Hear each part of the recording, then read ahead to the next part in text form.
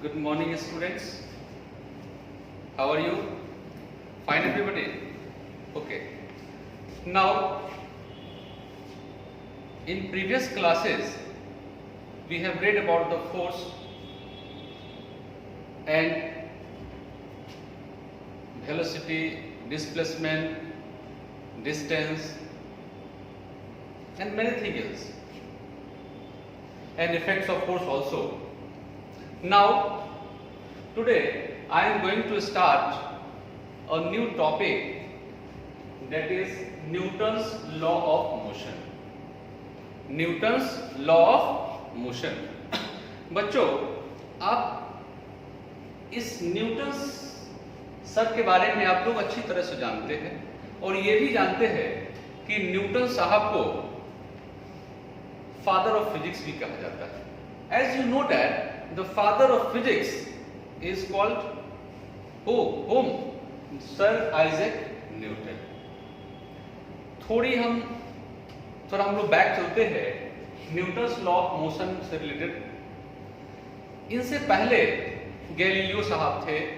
Galileo साहब से पहले एक अरिस्टोटल साइंटिस्ट थे जिनको हिंदी में हम लोग अरस्तु साहब ही बोलते हैं. तो according to Aristotle, he said that to keep a body in motion, we have to giving a force continuously, then body is in motion. But क्या सही लगता है आपको?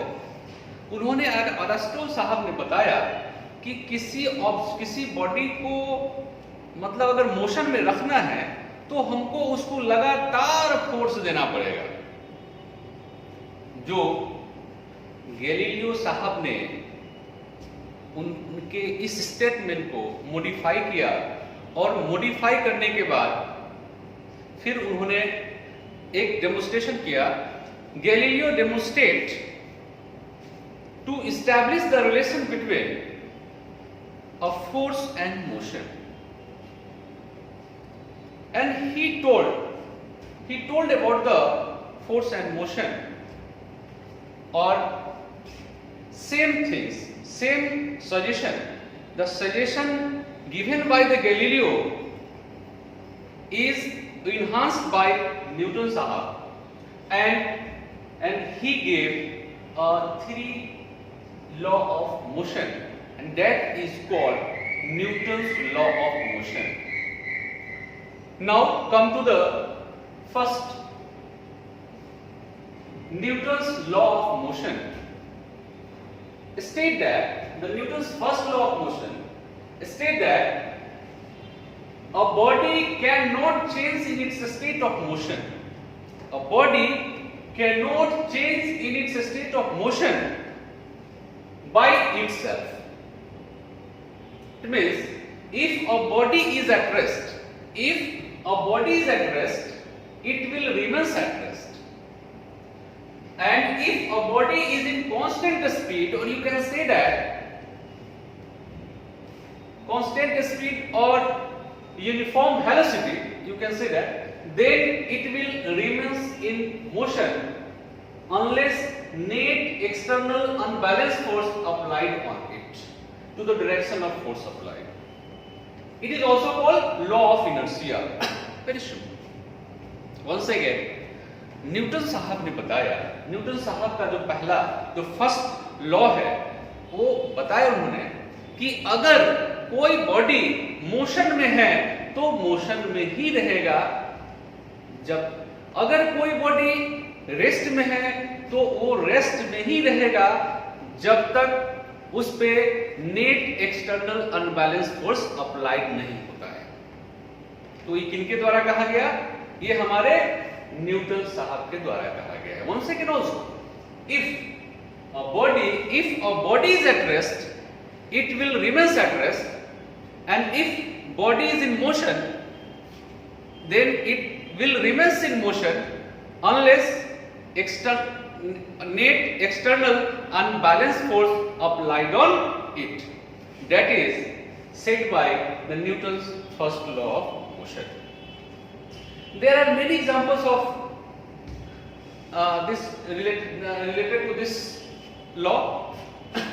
आप देखिएगा, आप गाड़ी से जाते हैं, बस में कभी चढ़े होंगे, आप भी चढ़े होंगे, हम भी चढ़े हैं, सब लोग चढ़ा रहता है। तो जब आप बस देखते हैं, जब बस पे आप बैठ जाते हैं, जब बस खुलती है, जब एकाएक जो उसको खुलता है, तो क्या होता है, वो देखिएगा पैसेंजर क्या होता है, पीछे की तरफ मूव करता है। मतलब example, a bus suddenly starts to move, then what happened? The passenger moves what? Moves backward. Passenger moves backward. Yeah, right? Backward. Passenger moves backward direction. Then passengers, yes, right. Then passenger moves backward direction. So why? Because due to the inertia at rest. Due to the inertia at rest. And we know that Newton's first law is also called inertia. फिर दूसरा हम example लेते हैं। अगर गाड़ी चलते रहती है, फिर हम क्या करते हैं, एकाएक ड्राइवर ब्रेक लेता है, तब क्या होता है बच्चों, तब हम लोग आगे की तरफ मूव करते हैं। तो वो क्यों होता है? Due to the inertia in motion. ठीक है, आप बहुत सारे एग्जांपल देखे हैं। आप जब पैर को हिलाते हैं, when the trees are shaken by your hands, then what happened? The lips, जो ड्राई लिप्स होता है, वो नीचे फॉल डाउन होते हैं। वो क्यों होता है? Due to the inertia. तो या आप कारपेट को जब हम ऐसे झाड़ेंगे तो नहीं झड़ता है, ऐसे नहीं गंदगी गिरती है, लेकिन जब हम उसको डंडा से जब उस पे बीट करते हैं तो क्या होता है, तो उसमें गंदगी नीचे गिरती है। ये क्या है? These are the examples of this law.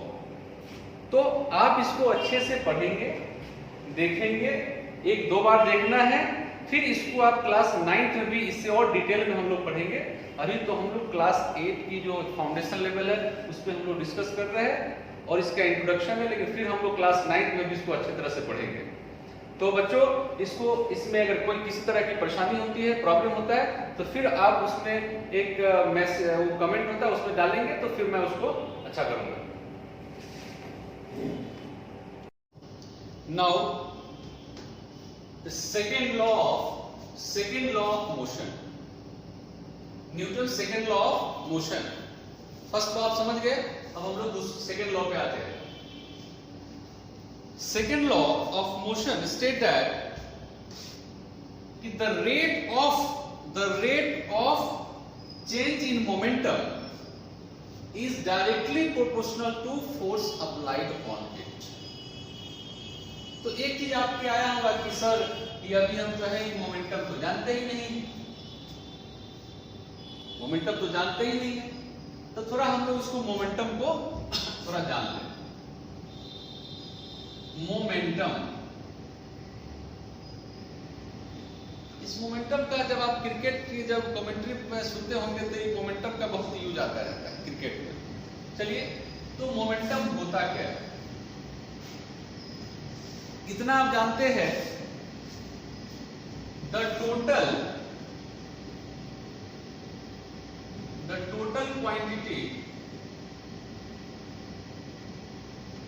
quantity of motion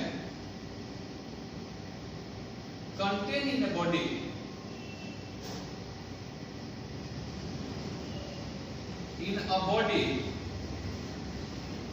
is called momentum. Momentum is also vector quantity and it is denoted by P, and P is equal to mv. And momentum, and we can measure the momentum by the product of mass and velocity. P means this is momentum. P means this is momentum. M means mass and V stand for velocity. Means you can also say that कि momentum is equal to the product of mass and velocity. The product of mass and velocity. And it is defined as the total quantity of motion contained in a body, that is called momentum. ठीक है, अब हम लोग इसको mathematically second law को हम लोग देखते हैं। बोलते हैं it stated the rate of change in momentum, वो मोमेंटम इज m भी mass into velocity is directly proportional to force applied on it. Means force is directly proportional to the rate of change in momentum. The rate of change in momentum. ठीक है? तो just we can write here mv minus mu by t.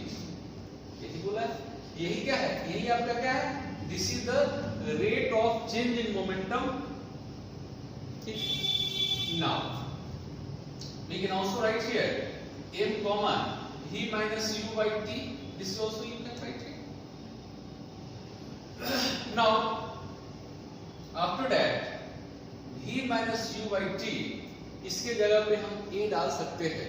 We put a because the equation of motion में आप class 9 में पढ़ेंगे तो इसको थोड़ा ध्यान जाइए. v is equal to u plus at, ये आपका फर्स्ट इक्वेशन ऑफ मोशन है जो which you will read in class 9. लेकिन थोड़ा मैं बता दूं, this is the first equation of motion. ये न्यूटन्स लॉ ऑफ मोशन है, ये equation of motion, first equation of motion है.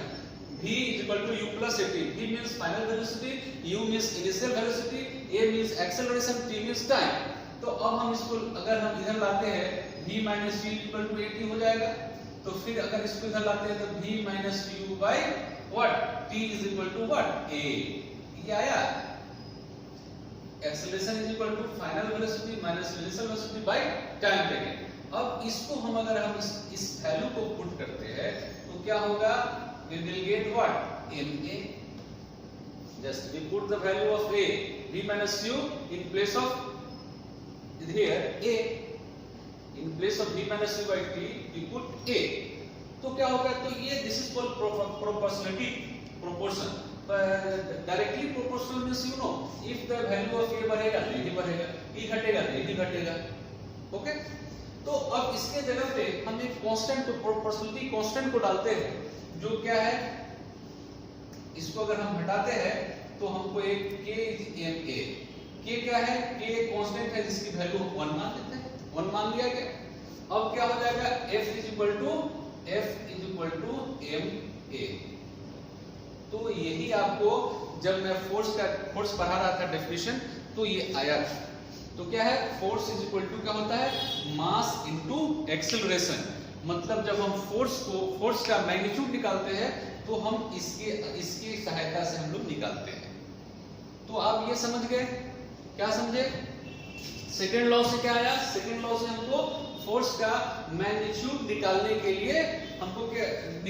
लिए हम इस फार्मूला का इस्तेमाल करते हैं. Force is equal to mass into acceleration.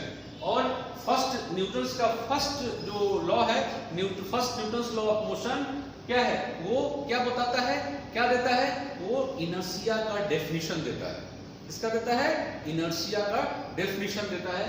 Inertia तो आप जानते हैं ये टेंडेंसी होता है. हम आपको फर्स्ट में नहीं बता पाए, मैं अभी बता रहा हूँ. इनर्शिया क्या है? वो टेंडेंसी होता है किसी बॉडी में, वो अपोज करता है कि चेंज इज स्टेट. ठीक है? तो न्यूटन्स फर्स्ट लॉ क्या दिया? इनर्शिया का डेफिनेशन देता है. और न्यूटन्स का सेकंड लॉ क्या देता है? whenever we have to find the magnitude of the force then we use this formula F is equal to ma. अब इसमें एक आपको नहीं समझ में आया था मोमेंटम का हिंदी बोलते हैं संवेग. तो momentum is the total quantity of motion contained in a body, that is called momentum, and it is denoted by p, and p is equal to mass into velocity, and p means momentum, m means mass, and v means velocity. So the product of mass and velocity that is also known as what? Momentum. So now I am going to give you some problem related to this and this. Okay, so just wait. Just time. बच्चों ये एक problem है, उसी से related Newton second law से related question है. इस problem है न्यूमेरिकल से. इसको तो एकदम हल्का है, आप इसको चाहेंगे बन जाएगा. सिर्फ आप सुनेंगे. पहले आप लोग इसको नोट करें. Calculate the force. What? Calculate the force means force हमको निकालना है. Calculate the force required to produce an acceleration of 5 meter per second square in a body of mass 2 kg. तो students, one thing is always minded. While we are solving the numericals, then firstly we have to write what is given. So firstly we write given. Given means what is given, क्या दिया हुआ है. तो इसमें हम देखिए अब 5 metre पर सेकेंड स्क्वायर है, तो हम क्या है यहाँ मीटर पर सेकेंड स्क्वायर किसका यूनिट है, तो भाई एक्सेलरेशन का है. तो a इज गिवन, a कितना दिया है 5 मीटर पर सेकेंड स्क्वायर, ठीक है. और kg, kg किसकी यूनिट है, मास की है. तो we write mass 2 kg. now it is given and we have to find what, force. तो बाय न्यूटन सेकंड लॉ हमने लास्ट में मैथमेटिकल क्या देखा था, एक formula F is equal to ma. Now we put the value of mass and acceleration, we get the answer. To write 5 mass how much, 2 kg into acceleration how much, 5 meter per second square, that is 10 kg meter per second square, or you can say that 10 Newton. F is equal to 10 Newton. So we have to find what, force. Then the force what, 10 Newton. Force 10 Newton. Okay. Now second question is that a ball of mass 0.2 kg is initially moving with a velocity of 100 meter per second on applying a constant force on the ball for 0.5 seconds. It acquires a velocity of 150 meter per second. Calculate the following. We have to find two things. First, acceleration of the ball. Second, magnitude of the force. In first question, I have told you firstly what is given. Just we have to write it. Now, given. What is given? Just firstly we have to note it. Now, mass 0.02 kg. Initial velocity 100 meter per second. Initial velocity 100 meter per second. Final velocity how much? Final velocity 150 meter per second, and time is given 0.5 second. It is given. It is given. ये हमको दिया हुआ है. इसी की सहायता से हम इसको एक्सेलरेशन भी निकालेंगे और फोर्स भी निकालेंगे. जैसे आप मैथ में आप लीनियर इक्वेशन पढ़ते हो, x की वैल्यू निकालनी होती है, जैसे 5x + 2 = 9, तो x की वैल्यू निकालते हैं ना. सेम वही चीज है, इसमें निकालना है. क्या निकालना है? एक्सेलरेशन निकालना है, दूसरा है फोर्स निकालना है. ठीक है. तो अब हम इसमें चलेंगे first. We have to find acceleration. I have already explained in the first question in second law of motion कि first equation of motion v is equal to u plus at. This is the first equation of motion. ये भी मैं एक video बना दूंगा, equation of motion, फिर पढ़िएगा. लेकिन अभी 9th में पढ़ना है, डोंट वरी. अभी सिर्फ इतना जानिए, v क्या है, v फाइनल वेलोसिटी है, u क्या है, इनिशियल वेलोसिटी है, a क्या है, एक्सेलरेशन है, t क्या है, टाइम. तो चलिए इससे हम a लेते हैं. a इक्वल टू क्या हो जाएगा, v minus u by t. क्या हो जाएगा, v minus u by t. चलिए v की value, we put the value of final velocity how much, 150 minus how much, 100 by time कितना है, 0.5. चलिए वेरी गुड.